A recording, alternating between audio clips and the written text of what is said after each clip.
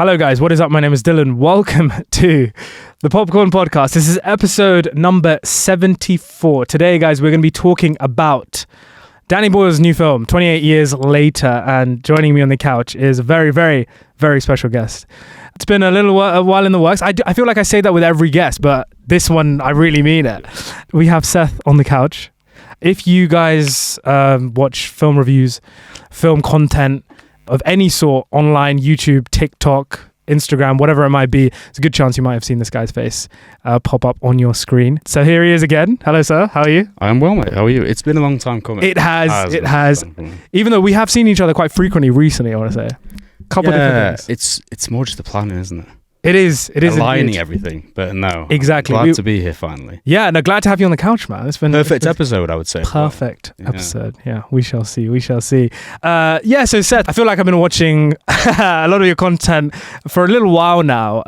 But like I kind of ask every sort of film content creator, how the hell did this all start for you? Yeah, I think it's the classic, didn't have as many friends who was into film as I am. You know what I mean? You'll talk about the average, the co-worker films. Yeah. That's kind of what it was. And I think I must have started TikTok in April 22. Okay. So just over 3 years. Yeah. So in the aftermath of COVID, sort of after that. Yeah, kind of. I think when COVID hit, I got made redundant originally. So I was in marketing for a while. Yeah. I was in advertising. Wow, we're really getting deep down. Yeah. And I think it's kind of like a ongoing effect because COVID was when my love for films was almost reinvigorated. It was like that thing I didn't have anything to do. Yeah. Do you know what I mean? So what else could I be doing than watching films? And then 2 years after that, April 22 is when I started posting on TikTok. And then obviously we started plug Real Talk Podcast. Plug. We started that I think a few months after that. But it's just it's kind of the case example of not having that many people to speak about films and starting for those reasons. Finding your community out there. Yeah, as cringe as it is. But I think it's just finding people how it is and meeting people and going to these events and how many people you meet are just like-minded, whether you agree with them or not. It's just nice to speak about films in a different way. Absolutely, yeah. Everyone's on a kind of your similar wavelength, whether you agree or disagree, like you said. For sure. I can definitely relate. I haven't actually spoken about this either, but I can definitely relate to you. Even in school, I was always the kid who brought in a shit ton of DVDs on the last day of school because the teacher would let you watch a movie in class. And I had too many options then we knew what to do with, but still brought them in anyway. And yeah, man, it's been a fun journey. For sure. Well, Seth, I know if you've sort of seen some of our content before, you know that the way we kind of interrogate new guests here is through a round of Quickfire Questions, film favorites. That's what we like to call them here. I do send these questions in advance, guys, to every guest. And most guests prep their answers, but Seth has actually been brave enough to actually, or brave enough, or who knows what to tell. Now I'm regretting it. to just literally go with the first thing that's going to come to your mind when I ask you these questions. Okay. So here we go. So Seth, the hardest question of them all, what is your favorite film? Lord of the Rings, all three. Easiest question, but it won't change. That's fine. I'm fine. Enough said. What's a film that makes you laugh? I would say probably the most Hot Fuzz. Oh. I think that's one I grew up on. Yeah. The whole trilogy, but specifically Hot Fuzz. That's my favorite in the Cornetto trilogy. I think Shaun of the Dead might be my favorite. Really? In terms of just pure laughs, probably Hot Fuzz. I want to say. Good stuff. What's a film that makes you cry? After Sun. Yeah. Everything makes me cry. I could have said Lord of the Rings again. I cry at 50% of films I watch. But I think After Sun, that is different. Yeah. You know what I mean? Different for sure. Yeah. What's a film that you think is underrated? Oh, Alien Covenant. Oh, really? Covenant. Yeah, big Alien Covenant guy. You don't like Romulus? No, I don't. You like Covenant, you don't like Romulus? I love Covenant. I don't hate Romulus by any means, but I just think it's there. Fine. Whereas Covenant, I think it's there. Okay. Yeah, that's the thing. Interesting. What's a film you think is overrated? Overrated. There's one that I hate that is beloved. I think 3 Billboards Outside Ebbing, Missouri was a big one. Huge one from Martin McDonagh. Yeah. I think won maybe screenwriting Oscar, or at least was nominated for a few. Hate it. I think it's awful. What do you think his best film is? Oh, Banshees of Inisherin. Yeah. Within Bruges, following close second, I think. What's your favorite or one of your favorite performances in a film? Oh man, there's so many. I think first straight away comes to my head. I'm gonna give you 2. Al Pacino in Carlito's Way, Brian De Palma. I think this is his best work. And then Ethan Hawke in First Reformed, Brian Schrader's in 2017. Such a good performance. Amazing. So it's like, when I saw that, I was like, yeah, this might be the best performance of all. For sure. Yeah, 2 of those. Nice, man. What's your favorite cinema to go to? Man, I used to go to like Change quite a lot, like, you know, Odeon, Cineworld, but I try and refrain from it because I think independent is kind of the way to go in terms of what they show as well. My favorite is actually one in Sheffield, near where I live, called The Showroom. Okay. Really little independent one. They show like old stuff, similar like the Prince Charles, you know, do those sort of schedules, marathons, stuff like that. I think that's my favorite. And it's like a homey, you know, because I go there all the time. I think that one. Is that literally where you see new releases as well, or is it just films? It's more like, I think it's I see as many new releases as I can there, but you know, if it's like an IMAX release, you got you know, like when Sinners came out, I'm seeing Sinners, you know, in IMAX. But if it's something like an After Sun, for example, just so we spoke about it, I'll go and see that. Sure. You imagine After Sun in IMAX? Imagine that. It's bad enough in normal, right? Yeah, crazy. What is a bad film that you love? Can I give a controversial answer? Mate, we love controversy. I don't think it exists. You don't think it exists? No. Okay. I don't think there's a bad film I love. Okay, what's a generally considered bad film okay. that you love? Okay. Look at me redefine the question. I know. Halloween 2. Okay. 2007. Rob Zombie's Halloween. I've seen this. I've seen this very recently. Like, a lot of creators are like suddenly having this new sort of fan love for. I've been here. Yeah. I don't know. I think it's fantastic. It might be, and this might seem sacrilege to a lot of people, it might be my favourite Halloween film. Wow. I know. Joint with the first. Okay. Carpenters. So Interesting. that's a big one. I feel like I rewatched the Halloween films, all of them, like not last year before. Yeah. I'm pretty sure that Halloween 2 was like my least favourite, or one of. Not even the Busta Rhymes. The Busta Rhymes one. Yeah, the Busta Rhymes one was hilarious, man. It's crazy. When he drop kicks. We watched that for the first time. I was like, this is not real. It's not real. Oh man, honestly, what the hell was that guy doing in that film? Wild. What is your biggest film ick or red flag? Oh man, there's so many. Are we talking directly related to films, anything, or is it watching films? Watching films, in films, film trends, anything, mate. I mean, there's a few. I think one of the biggest ones for me is when people are so bothered about conveniences in film that it can take away their enjoyment of something. You know, he didn't leave that coffee mug out. Why is it not there? You know what I mean? It's just like, I don't really care. Yeah. Also, I think the classic talking in the cinema is just like, it's a no-go. One of those two, I think. Biggest film, Green Flag. Green Flag. Wow. I think it's just being open to like anything. You know what I mean? Not having the classic, the film's too old, or too long, or I'm not watching that, it's in Japanese, or anything of that sort. I think just being open to explore, and the moment you do that, you'll realize how much great art is out there. Well said, man. Yeah. Well said. What is your favorite film score? Wow. I mean, I don't know about you. Do you listen to film scores regularly? I listen to more film music than I do normal music. That's crazy. Yeah. So I'm like huge music guy. Yeah. But it's mostly just, you know, purely music. I think scores wise, I mean, as a basic answer, Lord of the Rings was probably my favorite score. But in terms of one that I actively listened to, Oppenheimer. That was very productive score, especially can you hear the music. Yeah. It's incredible. Yeah. Like I will listen to that when I'm working sometimes at home. It's amazing. I think or one of I loved the Queer score. Oh yeah. Well. Did you watch Queer? Yeah, I've seen it. I saw it at BFI. Yeah. Yeah, same. That score is like amazing. I think or Challenges, one of those. Challenges, yeah. Probably Lord of the Rings is like the basic answer there. You know? Yeah, I think Lord of the Rings is like potentially objectively one of the great. I mean, it is one of the greatest scores of all time. Maybe even the great. I don't know. Who knows? Best use of leitmotifs though, for sure. Horror or comedy? Horror, generally speaking. Sci-fi or fantasy? Fantasy. Blockbuster or indie? Indie. What's a film you wish you watched in the cinema? Amazing. So many. Mad Max Fury Road. Oh, yeah. Big one. Who's a director whose work you want to watch more of? I mean, this is a pointless question. You've basically seen everything. I want to watch more of. I think that. Kelly Reichardt. Kelly Reichardt. Yes, hang on. First Cow. A lot like kind of contemporary American westerns. I think. Yeah. I haven't seen any of her films, and they all sound amazing, and I've heard great things. So I'm gonna say her. Cool. But there's probably more, but it's not coming to mind right now. There's a lot of older people. Yeah, that's just generally how it is. If you were stuck on a desert island, Seth, what 4 films would you take with you? Can I count Lord of the Rings as one? So most guests do this. Okay, so I won't do that. I'm gonna say go. You can count the trilogy as one. But that is kind of the boring answer. I'm just saying. No, I won't. I'm just saying. Do you know what? Let's exclude Lord of the Rings. Let's exclude Lord of the Rings. Exclude Lord of the Rings. They're not really boring. Lost Highway. Yep.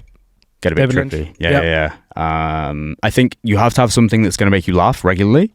So I'll chuck in Hot Fuzz, because I mentioned it earlier. I think easy bet. I think I was going to say a nice long adventure, Lord of the Rings. That doesn't work. I'll say something that is...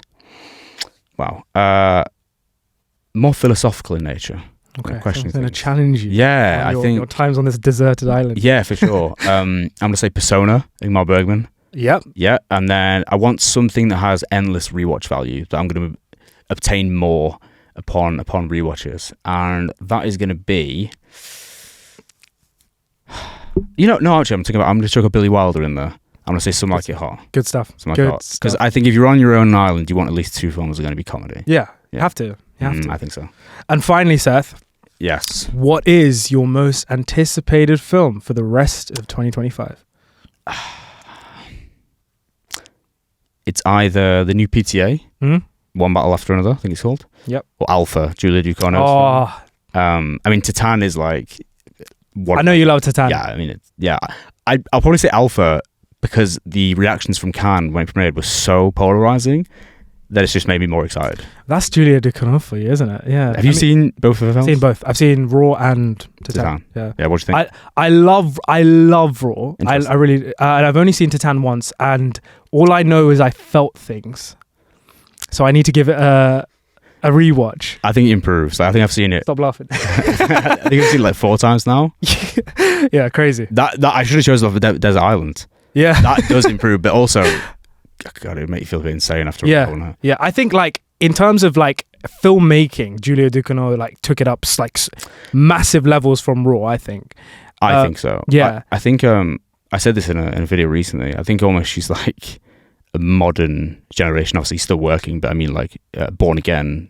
David Cronenberg in the body. Yeah, absolutely, man. Yeah, especially her and Coralie Fargeau as well. Like the pair, both French women direct, amazing, absolutely. Fantastic. Yeah, completely agree. Awesome. Well, that was your round of quickfire questions. Get you nice and warmed up for our sort of main discussion, which is, of course, guys, like I mentioned, on 28 Years Later. Before we do start getting to chat about 28 Years Later, we're going to do something a little different. Never been done on the pod. We have some packages from Tiny Rebel here with us, which is a beer company. Do you like beer? I love beer. I love IPA specifically, and then this is what it is. So. Yeah. So we are going to do a little bit of an unboxing here for you. Please drink if you're only over 18, and please drink responsibly. Yeah, you've been sent one of these before, right? I did, yes. Last week. And I haven't opened mine. There's 2 in here. So as you guys can see, here's a box. It says 2 rebellious beers, 1 cinematic event. If you dare. If you dare, open with care. Poetry. Yeah. I like it. Do you want to have a crack at this one? Yeah, go for it. Oh, sure. I'll have a crack at this one actually. Wow, this is a privilege. The first one on the pod. Yeah, I wonder if they're the same. So you have. Do you want to show the camera? Blood Orange Liquor IPA. Yeah. Which I also obtained. I haven't tried this one yet. Okay. However, you do have the same one as I, Pineapple IPA, which is very nice.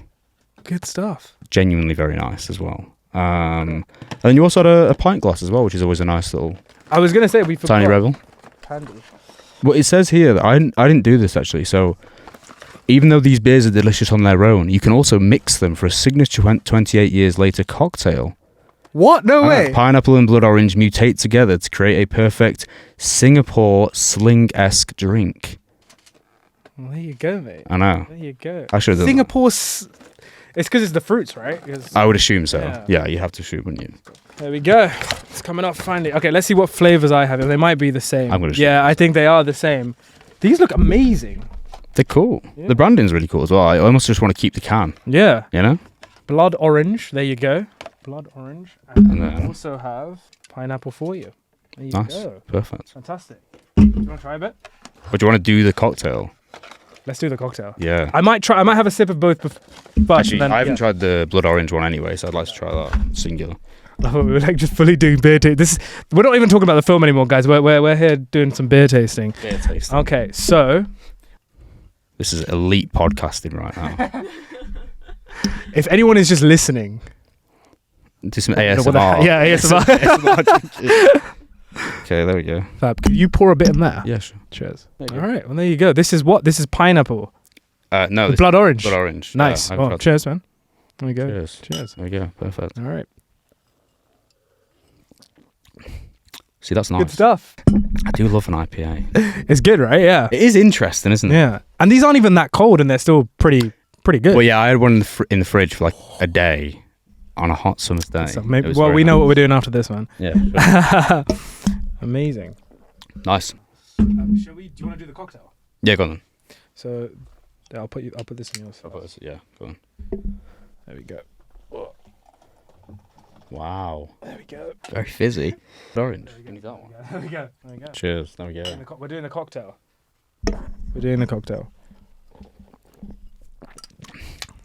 It tastes grapefruity. It does. Yeah, I feel like grapefruity. Yeah. It's good. It's nice. Good. I like it a lot. Yeah. There you go, guys. Tiny Rebel. Shout out Tiny Rebel. Yeah. We are now doing the rest of this episode drunk. Off one sip of IPA. Yes, indeed. Yay. Let's get cracking. So, Seth, you mentioned at the start of this episode, this is the perfect episode for you specifically. Yeah. Something tells me you're a big fan of Danny Boyle. Yeah, I mean, I think Danny Boyle as a director, I said this previously, I think he hasn't really, throughout the century, had the respect he deserves, I would argue. Especially when it comes to pushing the digital space as well, and digital filmmaking. I think, we speak about George Lucas, for the prequels especially. I think that's the comparison I gave, that he hasn't really had the, and I think it's 28 Days Later was so impactful. Not just on like digital filmmaking, but also just zombie, like re-revolutionized the genre again. And I think that when I looked at his filmography recently, he's really consistent, like generally speaking. He's brilliant. He's consistent and he's versatile as well. Yeah, absolutely. The only one I haven't seen, I think it's Yesterday, which is the weird like Beatles one. Yes, I have seen that. Okay. I haven't seen, you're going to hate me for this, I haven't seen Trainspotting.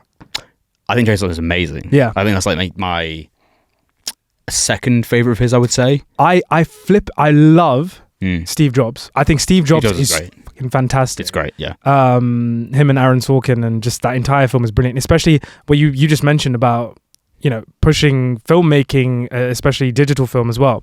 The way that film is, of course, structured is, these three separate acts that take place sort of, I think, 10 years in between each. Yes, yeah. And literally the first act is shot on film, on 35mm, and then it sort of moves slowly to the final act where it's fully digital. Who's shooting films like that? It's insane. Which I think will be a discussion we'll have with the film we're speaking about today as well. Yes, we are. Yes, but, we are indeed. Yeah, I think he's really, really good. I think like Sunshine is great as well. Yeah. I think it's like, you look at his filmography, it's very consistent and, like you said, very versatile. And I just don't think his films are spoken about, but he doesn't seem to be as much. Do you know what I mean? Like, he doesn't seem like that much of like he's not.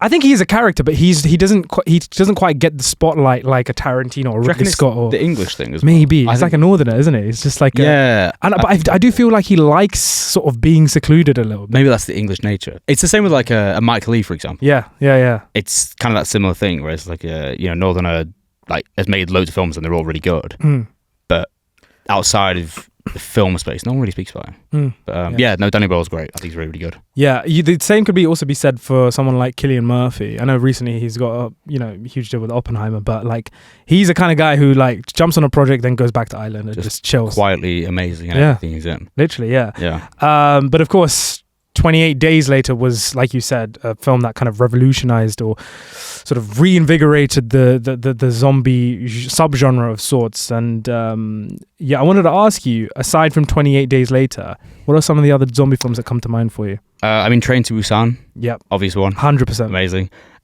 Deeply emotional, so poignant. Dude, I cried so hard. Crazy. Yeah.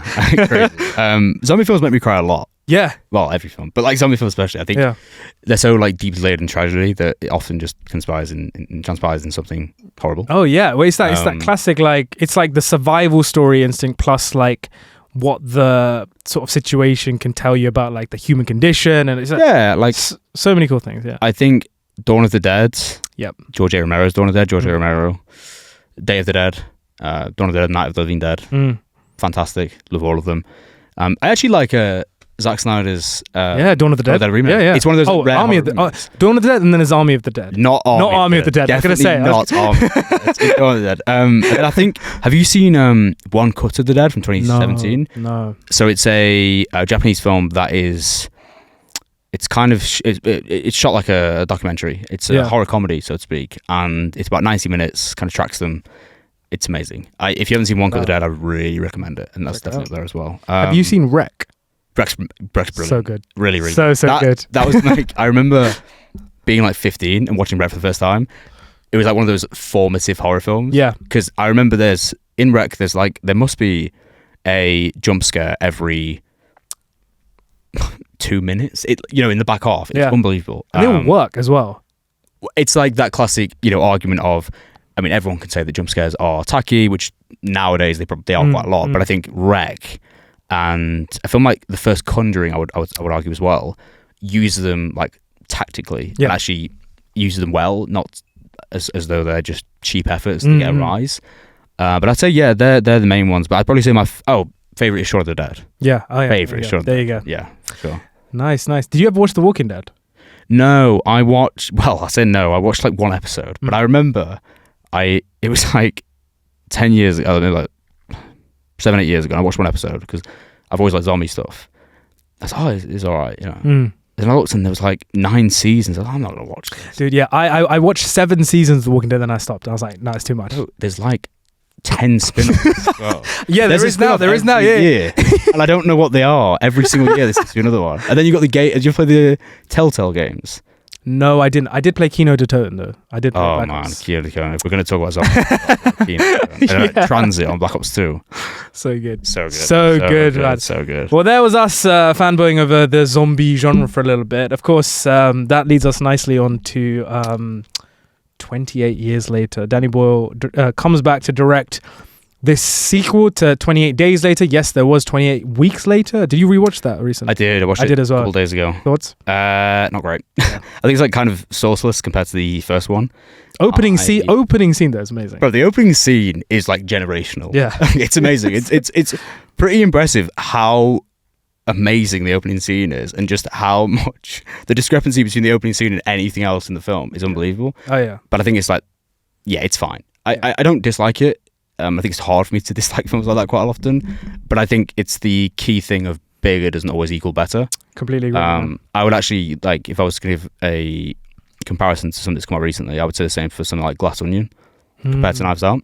Interesting. Bigger doesn't always equal better, and I think that kind of works with that. I think Glass Onion, I've only seen it the one time. My experience was very biased because I went to the press conference with all the actors, like literally Daniel Craig sitting like literally right in front of me. Nice. So I was like, my head was on like cloud 9. Yeah. So I need to rewatch it to see, but agree, man, agree. And now that takes us nicely to 28 Years Later. So I think it's suffice to say, pretty excited for it. I mean, the first trailer, when it came out. So I stayed away. I didn't watch it. I'd been hearing. But you haven't seen it in the cinema, like, right? No, dude. When I go to the cinema now, I don't watch the trailers. I'm literally on my phone. On your phone. That's great. You must have heard it though. Sometimes I hear things. Sometimes I hear things, but I stayed away. But I was hearing a lot of good things. Yeah, it was like genuinely. This isn't hyperbolic. It was one of the best trailers I've ever seen. Yeah. So I love 20 Days Later, and I think 20 years later, a week later, obviously didn't have the Garland Boyle collaboration. They were just executive producers on it. They didn't have anything directly contribute towards creatively to the film. So having those back And feels like home. Yeah, but I think the trilogy will dictate what will actually go down, because it's a big step, isn't it? It is indeed. Big step. It is indeed. Yeah.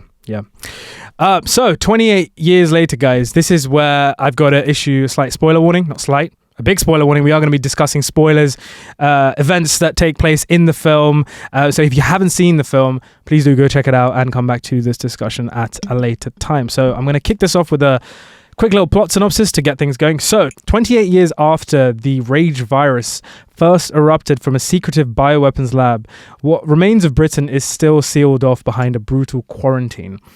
Yet, amid the ruins, life endures. On a remote island tethered to the mainland by a single fortified causeway, a small group of survivors has carved out a fragile existence. But when one of them ventures back into the shadowed interior of the country, his mission unearths more than just danger. He finds a land transformed by secrets, by wonders, and by horrors that have twisted not only the infected, but humanity itself. Damn. Well. The film is, of course, directed by Danny Boyle, written by both Danny Boyle and Alex Garland, stars Aaron Taylor-Johnson, Jodie Comer, Jack O'Connell, Alfie Williams, and Ray Fiennes, amongst others. There you go. So, Seth. Yep. I'm going to quote you, actually, in a recent video that you made on TikTok. You said, before the film was released, it's probably going to be one of the best films of the decade. So after having seen the film, did that statement age well, in your opinion? I mean, can I move the goalpost slightly? I mean, go for it. It depends on, maybe not. But that's not a negative. That's not a negative at all. One of the best of the decade. Potentially. I mean, if I base it on my rating... It might be, let's say top 30, 40. Yeah. Probably, yeah. Good stuff. So suffice to say, you had a blast with this one. I loved this one. Talk to me. Yeah, I mean, I was very excited going in, almost to the point where, anything that dampened that would have really hurt me almost, because I was so excited for this. It was actually a lot different than I expected. It's a lot more pensive. Yep. It's a lot more reflective. It's more challenging mentally, I would say, than some of the previous entries, or the other two previous entries. I think that what Danny Boyle's created is, obviously, we're in a universe where, they're accustomed to their surroundings. It's not like the first one where it's like the outbreak and Cillian Murphy wakes up and it's like, what the hell?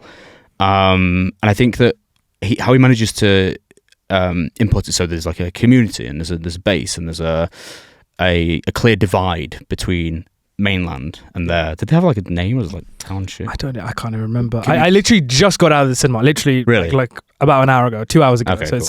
I'm still just call it a community. Like a community island. Sure. Yeah. I think that it's funny, like 28 weeks later, the opening scene, same as 20 Days, amazing. Yeah. Really sets you into it, and I mean, from the get-go, I was truly entranced, and I said this earlier, I'm going to go back to what I said earlier with who's shooting films like this anymore. Yeah.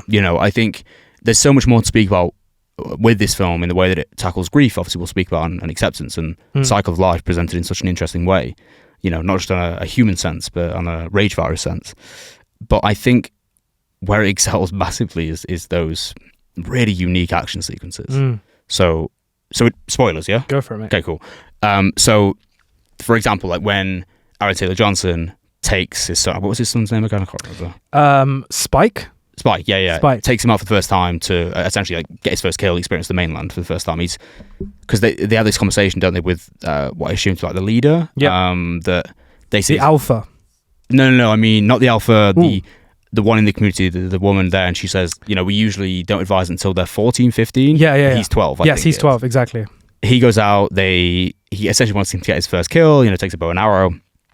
And there's a sequence where Aaron Taylor-Johnson is guiding his son on killing what they essentially call the fat ones, like the ones that just crawl. Yeah. It's quite sad watching them, especially the kid. Like, oh shit. And he gets one, and then one of them makes a sound, and then suddenly much more come in, and you get this moment that is just so amazing. Like if people haven't seen the behind the scenes photos, they had a rig, like an iPhone rig, which when they said, when it came out originally, like it's shot with an iPhone. I think people were like, getting a bit ahead of themselves.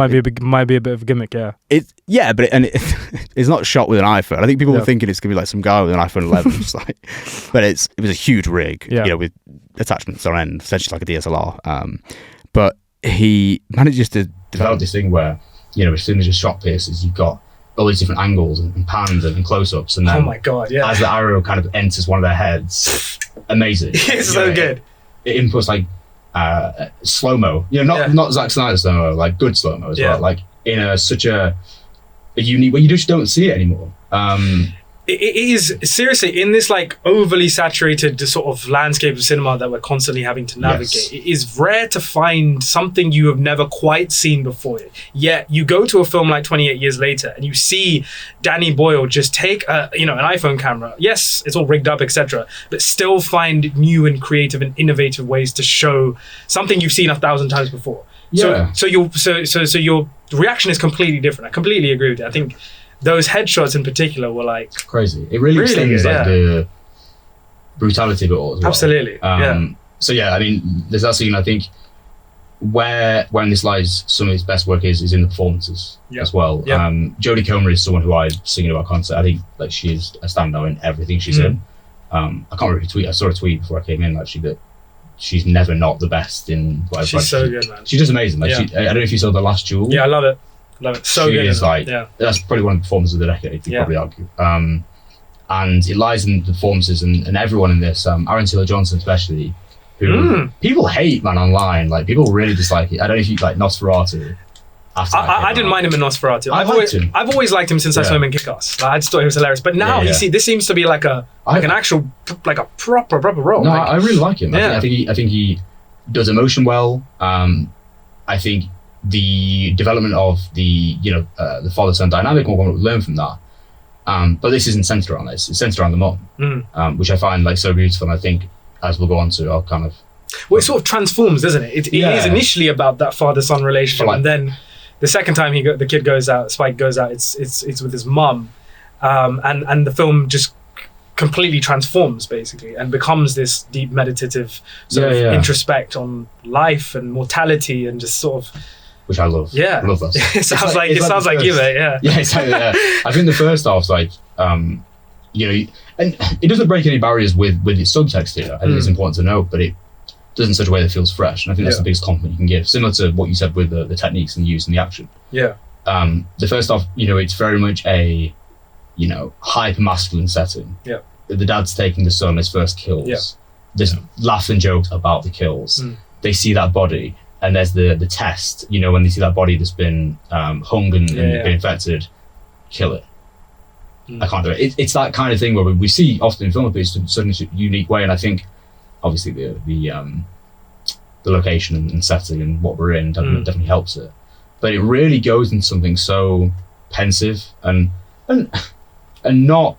I think, where a lot of zombie films excel, which I love, is they excel in the morbid nature, and a lot of them are not optimistic films. No, but I think the way this approaches grief and acceptance and the cycle of life, it's not it's not a negative. No, it's really accepting that it's there and it happens, the eventuality of it. Yeah, I think you make a really good point, because typically speaking, when people think of a zombie film, they don't think of these really quite beautiful moments, and specifically with 28 Years Later, I think it does those moments better than I've ever seen a film of this, even in 28 Days.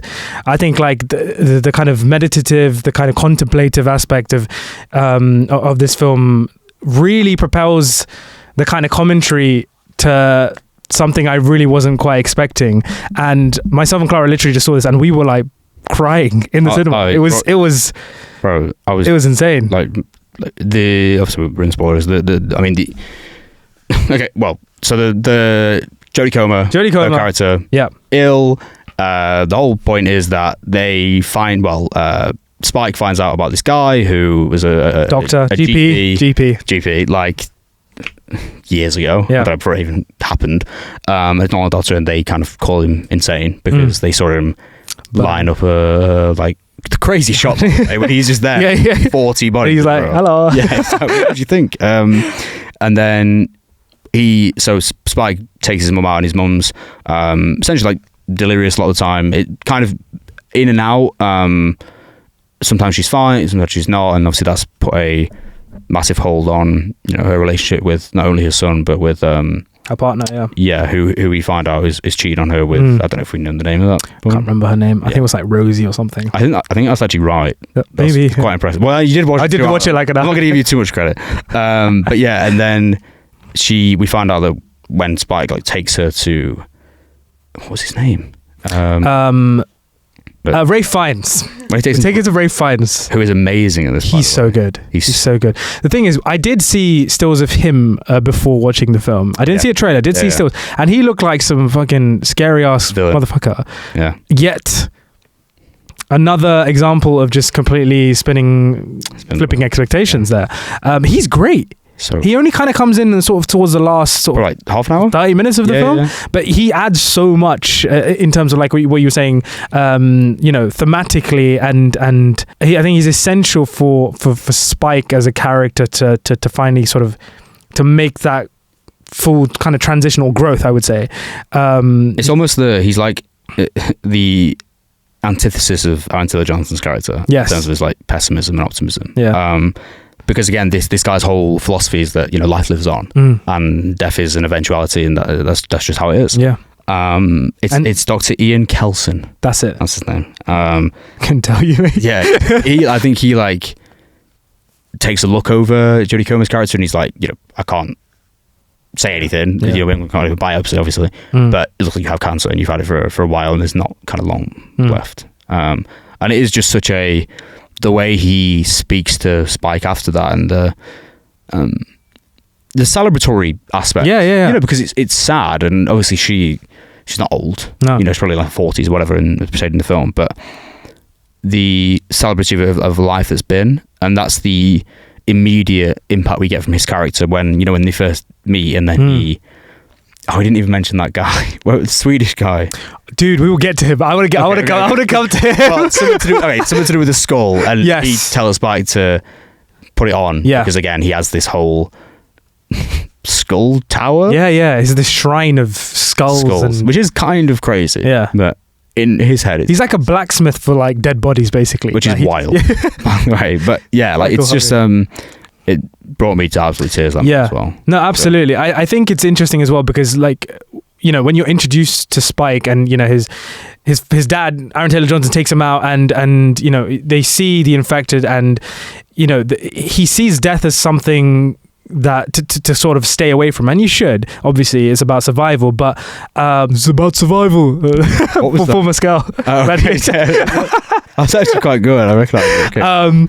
And he's trying to get his first kill. It's death trying to get his first kill. So he sees death as something, he doesn't want to be anywhere near it. Whereas a lot of us do. Of course, naturally you do. But then like towards the end when he has to kind of say goodbye to his mother, and it's actually something he learns even though it's rooted in deep sadness and tragedy, can be so beautiful at the same time. Yeah. And then there's this amazing shot of him climbing up this tower of skulls, and that's high as well. And places his mother's skull right at the top, and me and Clara were like an emotional wreck there. It was so like it's the moment when Jodie Comer's character. Oh God, I need to get a name. I'm gonna keep talking. Yeah, I literally just saw this. So bad at names. It's crazy. Harriger, and I can't. Isla, that's it. So she speaks to Spike, and essentially it's about acceptance, and she kind of makes it clear to him, and then because he shoots Spike with an arrow, doesn't he, to sedate him essentially, and then takes Isla away. And that moment when she's speaking to him, and she's kind of being led away, and he's just laid there, so sad. Yeah. So, and he's sort of conscious, but not really. And he can't really move. Yeah, he can't. Yeah. It was just a really tender, poignant moment. Which listen, I think Danny Boyle excels in that. We've seen in Trainspotting, which is such a gritty and grotesque film. Which, by the way, you should watch. You need to watch it. Yeah, but it's and we see in there, there's so many moments of the tenderness and tragedy, but in a really odd manner compared to what we usually get. I think that's it's same in Sunshine as well. So I expected it, but maybe not to this extent. Not to this like reflective extent, which I like, and I love this. It is very different to 28 Days Later. Like it's a completely different film. Like just visually, tonally, pacing wise, it's a completely different movie. The first is much more of that kind of like, I don't want to say typical zombie film, but it is more of that kind of white knuckled situations of trying to sort of get a survival story. Whereas this is more, like you said, kind of you're with a group of characters who have lived through this, pandemic of sorts and have a newfound way of life, essentially. It's like the first one is the classic, like, zombies are here trying to kill us, but the humans are the real danger. The back end of it with Chris Raxon, etc. And this one, it's weirdly optimistic, which I like a lot. Cause I know it's a tricky subject because, again, there's a lot of grotesque things in this film, which is great because I love that stuff as well. It is a zombie film after all. Yeah, and it excel. Not to say it doesn't excel in, because it's a coming of age film. Yeah, absolutely. But it excels in the weird. I was like, bro, we'll speak about the alpha. That is, the first sequence of the alpha where he stood there, on the hill, it's crazy, amazing. The wide shot of the silhouette, amazing stuff. Amazing. And he sends them down, and he's just waiting there all night. And then the chase when they're like trying to get back on the and they're literally right behind them, and they're reloading, and they're like, it's just no. I mean the on the train. No, the one on the like path when him and the dad. No, I was going to speak about. I was literally going to speak. No, I was going to speak. Dude, when you started talking about action sequences, a moment that sequence, insane. Like it, really, really nail-biting stuff there. You have this alpha who is like running 1,000 miles an hour, like sort of through water. Form as well. Like it's great. Like he was like, and he was so fast. Yeah. And then like the way the entire scene almost like becomes this kind of almost like Viking Nordic sort of like thing with the Northern Light. Yeah, exactly like the Northern. And oh gosh, that was amazing. That was amazing. I think it's when you have this thing like an alpha, this like mega zombie. I think it's so funny in the way they introduce it, because immediately we see it and it's at the top of the hill and he like screams, the alpha, and sends all these what do you call minions? Let's call them minions. I'll use the last one, runners. Also, because it's easy because they're like the runners. And he's like a bloater kind of thing. And he like sends them down, and they they shoot a few, they get in the house and they climb in the loft. They look out and he's still there. And then like 7 hours later, he's there again. And he's just there the whole time. And it's so, and then eventually when we get it, when it's that beautiful juxtaposition between them feeling the happiness because they've achieved the day. He's got his first kills. But there's a guy there. We know that. They don't know that. And you hear these footsteps and him, it keeps cutting kind of back and forth with like him taking a step and then being all happy. I love that stuff, man. That was so good. Even like when they finally sort of when the first alpha is chasing them to the gate, and they finally get through, and it's sort of intercut with sort of moments later when they're in the pub celebrate, like all of that stuff is just so good, and, man. In the pub, it like cuts back and forth. It's too loud and really like sensory overload. Stuff. It's amazing. Brilliant stuff. Brilliant stuff. Yeah. There's another thing I wanted to mention. Was it about the Swedish guy? The Swedish guy. What was his name? Like Eric or something? Eric. I think it was Eric. Yeah. Unexpectedly flipping hilarious. Funny. That was... I like it. It was weirdly funny. Yeah, it really was. Really weirdly funny as well. He sort of just comes in here and like there's a bit of a culture clash going on. And... Because the guy, like Spike, has lived this life... Obviously, it's the UK, it's quarantined. Outside they've got, and he's like, oh, my friend's a delivery driver, online where you order things. He's like, I don't know what that is. Like, because he doesn't know anything. I really like that aspect, because I think, again, it's needed sometimes. But it's quite nice. We've just been through like a horror show. I'll give us some fun stuff. The thing that got me was like, why does your mum call you dad? I was dying. He was like, I knew you guys were weird, like inbreeding and stuff. I guess you have to improve now. It was great. And then he starts parring off his girlfriend as well on the screen. And then he's like, why does she look like that? It's like, my friend on the island has an allergy to shellfish. Shellfish. That was so funny. What are you talking about, man? She's beautiful. Because we get the like introduction to his character, don't we? Because we see it was Navy, wasn't it? Yes. Like and three of them.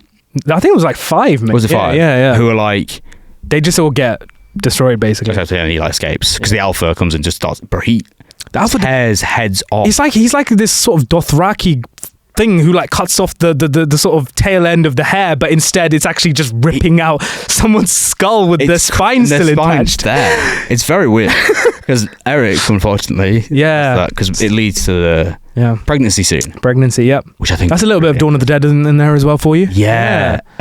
Really interesting because again, it's just something you don't see in zombie movies very much, and it kind of goes back into the cycle of life thing that I mentioned earlier. Yes. But what happens because Eric goes.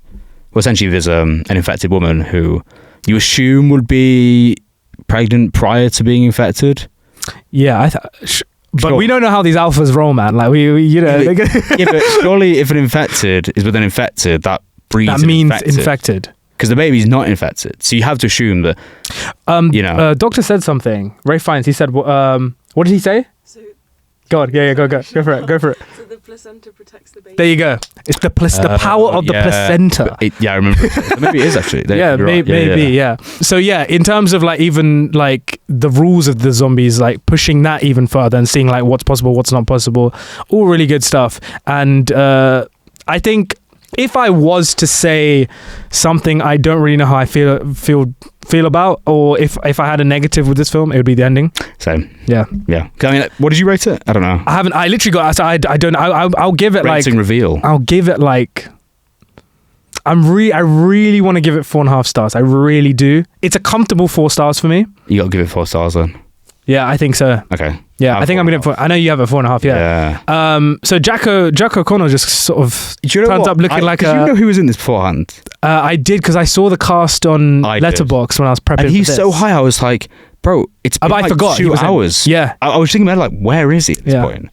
And then this, and he shows up, and they all start doing backflips, and it was very. I don't know. How I see it is like an abode to like. Resident Evil, maybe. Dawn of the Dead, as well with like comedic violence, especially Resident Evil, martial arts, comedic violence. So this is the reason why I don't know how I feel about it, because I feel like as soon as Spike sets off once again into the world, cut, perfect, finished, done. I agree. Done.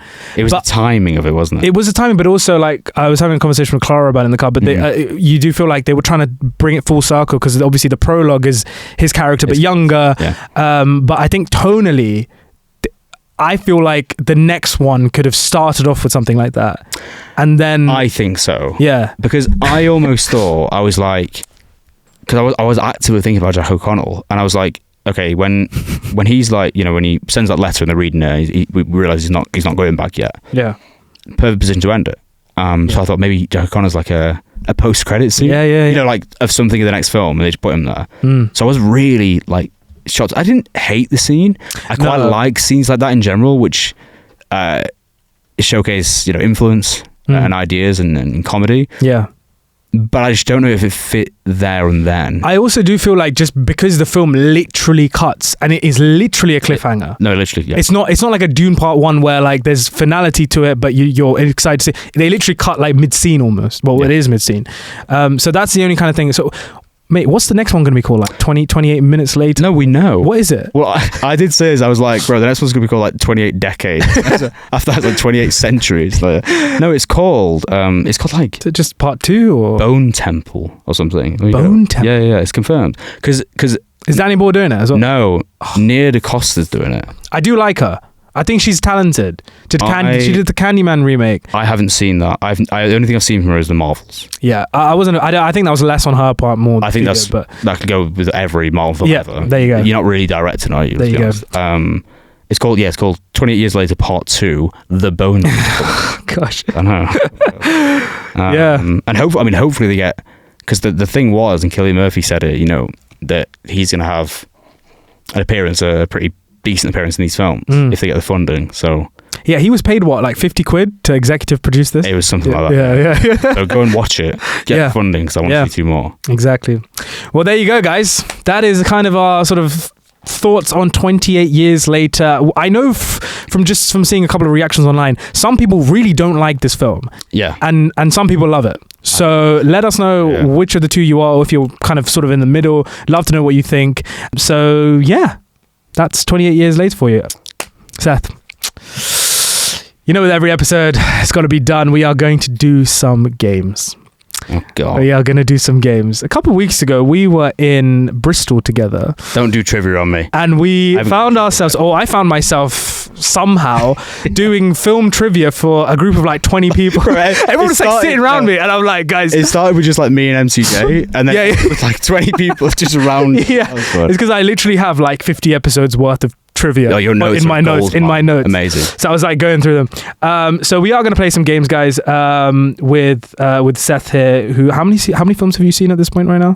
I want to say like 3,500 maybe, something along those lines. Okay. Well, there you go. Yeah, some games. The first of which is a new game that I haven't played before, but it's a little bit of a warm-up game. We're going to get you going. So this is simply called, what year did these films come out in? Okay. So I'm going to give you 3 films. You're going to tell me the year. Yep. So first up, we have Catch Me If You Can, Mm-hmm. Scooby-Doo, and Gangs of New York. Interesting. Was this the Scooby-Doo live action, yeah? Mm-hmm. 2002? Correct, yeah. 2002. Scooby-Doo. Up next, we have Stuart Little. Okay. The Mummy. 1999. And The Talented Mr. Ripley. Yeah, that is correct. 1999. We were born in that year. No, 8. You're 8. Oh, 9. I'm 9. Yeah. Up next, we have The Killing of a Sacred Deer. 2000. Atomic Blonde. Paddington 2. Oh, man. I haven't seen Paddington 2. You haven't? No, don't do this reaction. Everyone. I'm not. I won't. The English person reaction. 20. Oh, man. I think it's 17. That is correct. It is Okay. 17. It is 17 indeed. Cool. Up next, we have King of Comedy. E.T. Blade Runner. 84. Not 84. Damn. 82. Oh, I was going to go with 82. Okay, fair. And finally, we have Jennifer's Body, 2012, and Alvin and the Chipmunks, the Squeakquel. What is 2012 is not 2012? Wait, is it 2012? Did it come out in 2012? Ooh. I feel that might be a trick question. How's your Chipmunks knowledge? Not good, believe it or not. What was the first one? Jennifer's Body. Jennifer's Body. Underrated. Good film. I like it. 2010. 2009. I was going to go 2009. Damn it. There we go. That was what year was it? There you go. You did pretty all right. I think you got like. To be fair, the 2 that I got wrong, I was like 1 or 2 years. 1 or 2 years old. Yeah, so that's not too bad. Solid. All right. Up next, guys. Seth, I'm going to put your knowledge of directors to the test, and I'm going to ask you, what are these directors' second highest rated films on IMDb? Why wouldn't you do Letterboxd? I mean, the reason I didn't do Letterboxd is because the ratings are slashed by half, or they're halved, so there's less numbers to play around. Second highest. Second highest. Okay. That's the key here. Yeah. Okay, so what are these directors' second highest rated films on IMDb? All right, up first we have Zack Snyder. Ooh. You can crack it. Man of Steel. Not Man of Steel. Damn it. Do I have to go again? So you want me to continue? You can hazard more of a guess if you like. So what do you? So I'd say like the way to this is, what do you think their highest rated film is, and then what do you think? I don't know. I know on Letterboxd, it's not comparable often. I think it's either Dawn of the Dead or it's Zack Snyder's Justice League. Okay. I am gonna, so maybe I'll go.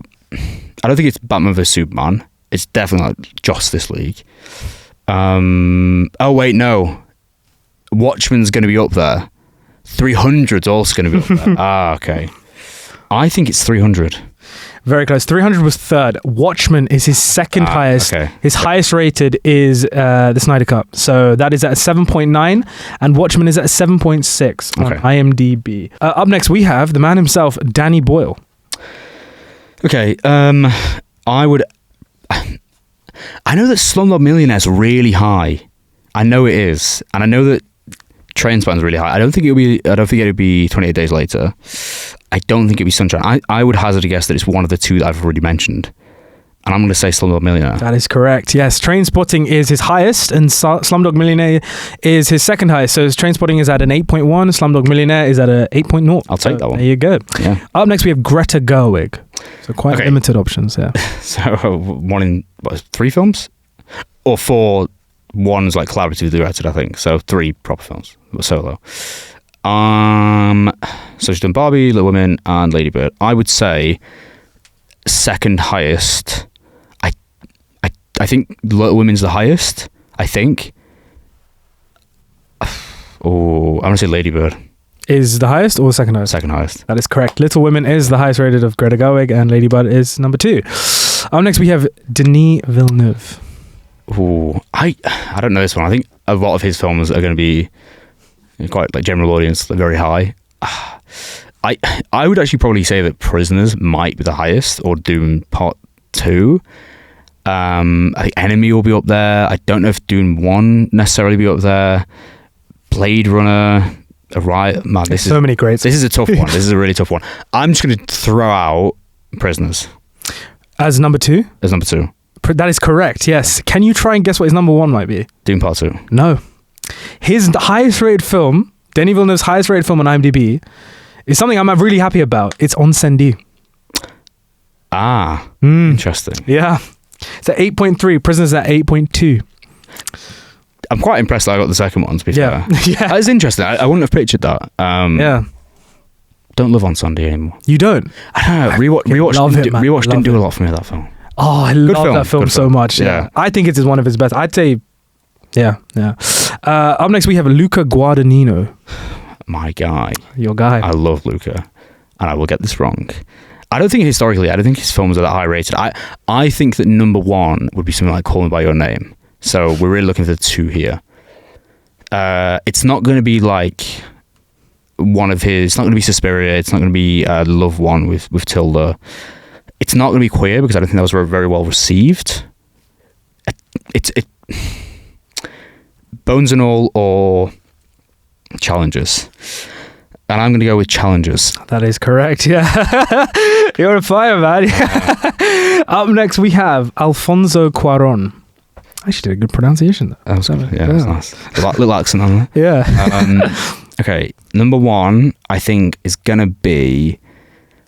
This is actually hard, because I think number 1 might be like a Children of Men, or I think Azkaban's probably up there. In fact, I'm going to go straight out there and say Azkaban's 2.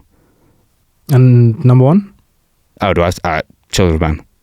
So this one's a bit of a trick question. So they're both rated 7.9, but Azkaban has more ratings, so therefore... So I got the top number 2 right, though. So, yeah, you got the top 2 right. Okay. So I'll give it to you. Okay. And finally, we have James Cameron. Okay, number 1 is Terminator 2, I think, pretty convincingly, and number 2 is Titanic. Nope, it's not Titanic. No. Can I go again? Yep. Interesting. It might be... I don't think it's Avatar. It might be Avatar. I'll go Terminator 1. No, so the second highest James Cameron film on IMDb is Aliens.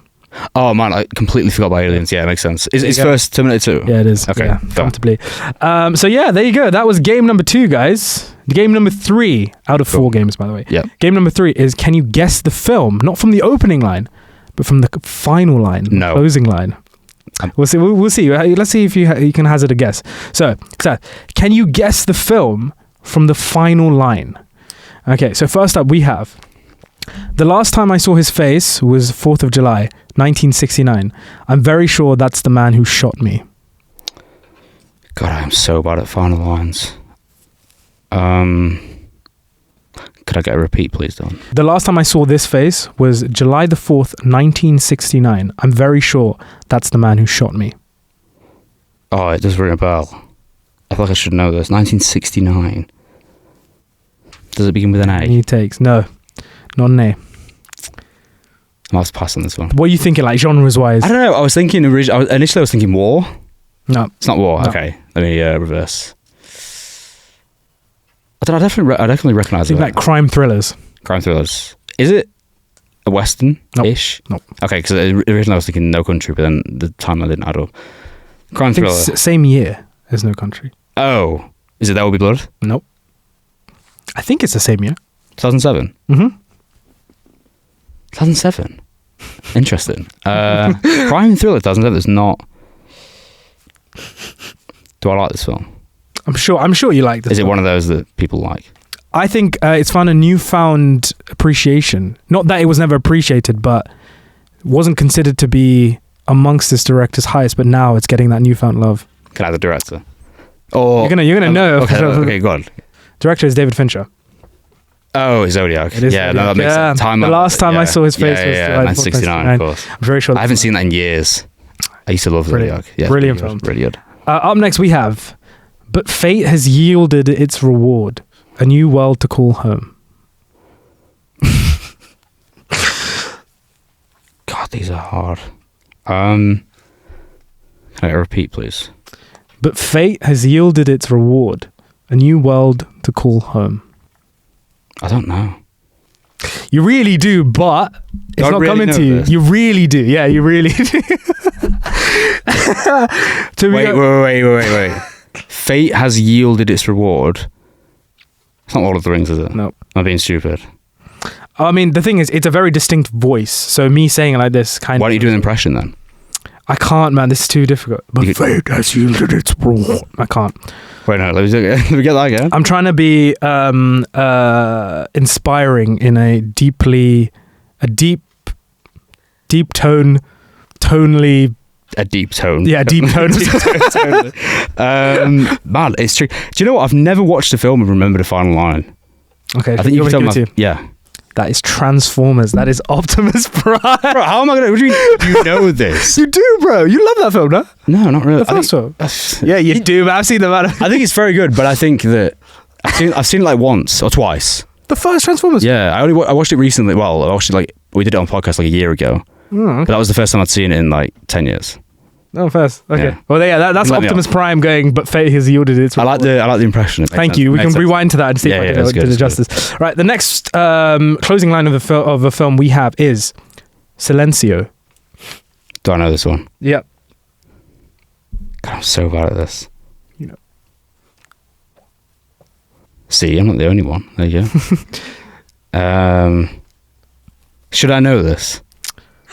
Is it Harry Potter? Have you clocked it? Is it Harry Potter or something? No, is it not? It's not Harry Potter. I don't remember the final lines ever. I've never Just think of the line. Forget it's a final line. Silencio. Okay. Silencio. That's not Harry Potter. No. It's not Harry Potter. What's that language called? Parcel tongue. Yeah. What's the It's not Parcel Tongue. It's not Harry Potter. Okay. Can I get like a... Because I'm not going to get it, because I'm not going to remember these. Can I get like a release year or a decade or something? Psychological thriller, early 2000s. I believe 2000 is the year. 2000 is the year? I think so. I could be wrong. Is it an American film? Yep. Yeah. 2000. It's like American Psycho or something. Not American Psycho. 2000. Very popular amongst... Letterboxd users in particular, but like... As in, like, film. is it like a classic film bro film? I mean, I don't know if you say this is a film bro film, but it's, you know what I mean, like the classic. Yeah. Like you know, the Shutter Island and Seven and whatever. It's not quite on that side of film bro, but it's like a common... Silencio. I've definitely seen it. Absolutely. You sure? Yeah. You've seen 3,500 films, man. There's loads. 100% you've seen that. I might need another clue. Another clue. My hint here is literally just don't think of it as the final line. Just think of it as a line. Silencio. And it's not it is an English language film. It's not are you sure it's 2000? I don't know. My mind went to The Prestige then, weirdly. No, it's not. Okay, it's not The Prestige. No. Okay, fair enough. It's definitely the early 2000s. Yeah. I don't think I'm going to get this. So that is Mulholland Drive. Oh, I should have got that. You should have, mate. That's my... that feels bad. Okay. Did I watch that, like... Did you see what I mean when I said don't think of it as the final line? Like, literally just think of the line. Yeah, and I should get that. All right, the next one we have is We Need to Fuck. Sorry.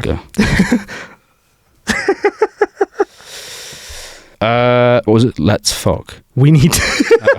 Post let's. I'm just gonna clip that. Just click that post. We need to fuck. Okay. It's gonna be something. Is it released in 2014?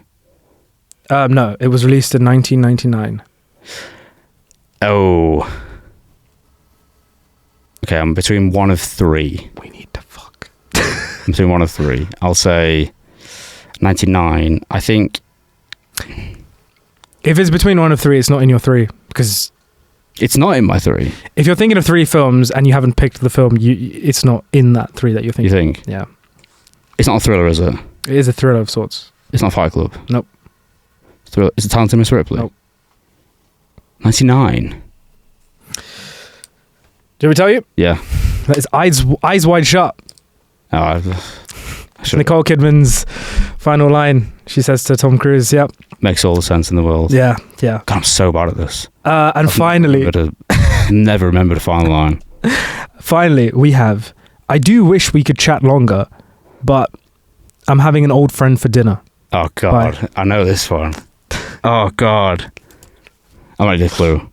I do wish we could chat longer, but I'm having an old friend for dinner. Bye. Now, I do recognise this one. Can you give me a clue again? 90s. Trying to think of thriller. I'm having an old friend for dinner. Okay. Is it Seven? Nope. I'm having an old friend for dinner. Emphasis on the for. 90s. This one really rings a bell, but I can't think of it. Do you want me to give it to you? No, because I know this one. I want to get it. Did very well at the Oscars.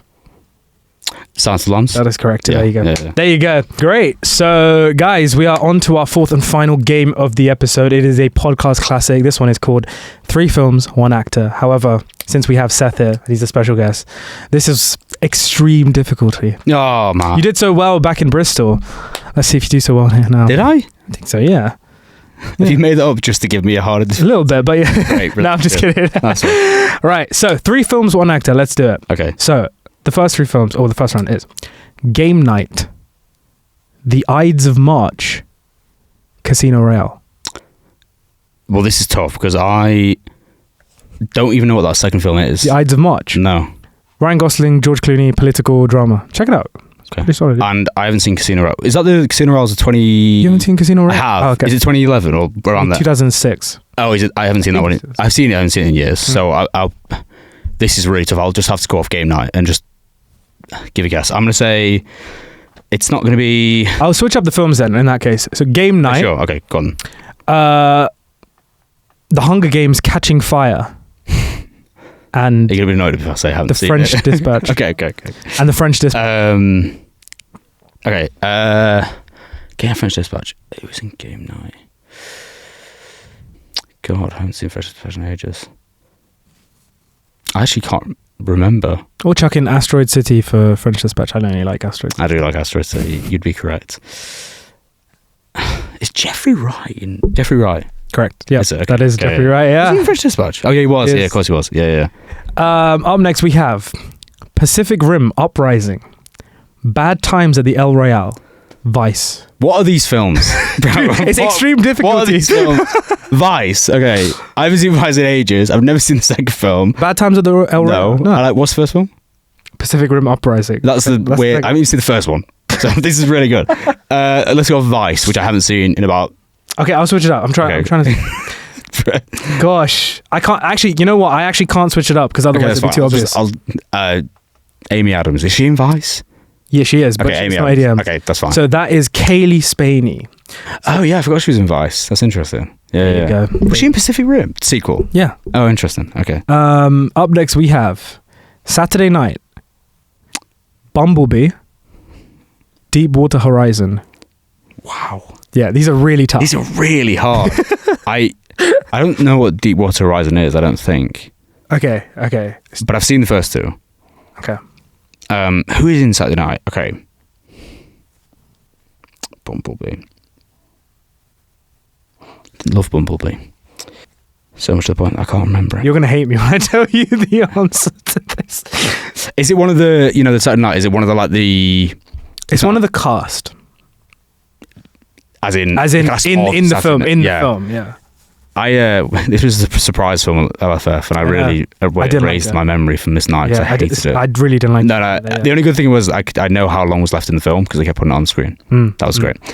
I have no idea. Coop Hoffman. So that is Dylan O'Brien. Oh, okay, that's interesting. I wouldn't have got that. Do you know who Dylan O'Brien is in Bumblebee? No.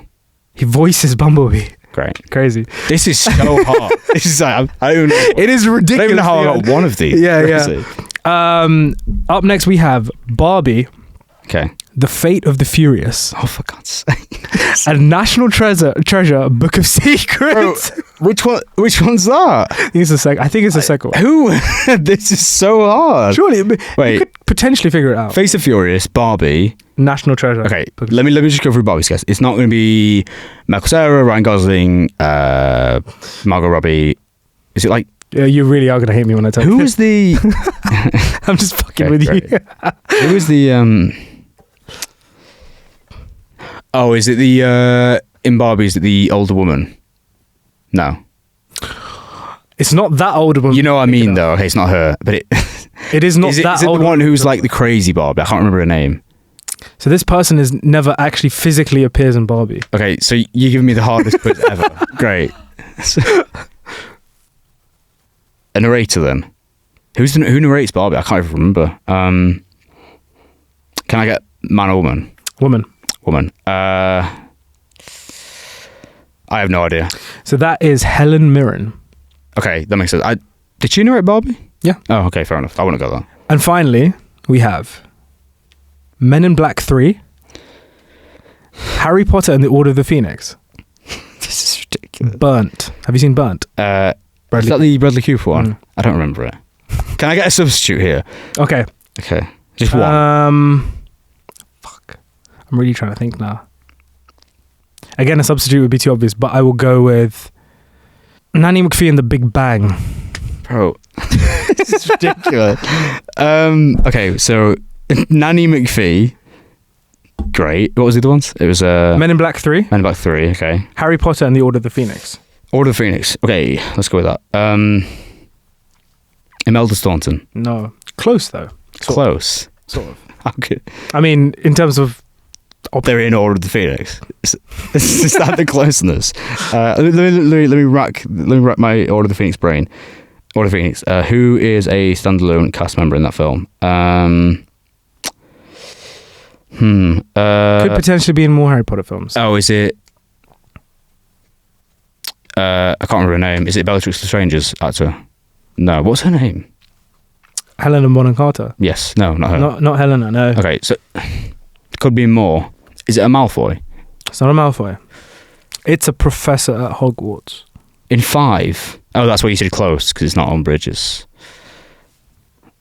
I don't think... She's in 3, she's in 5, and she's in... Oh, it's Emma Thompson. That is correct. Yeah. We end on a high there.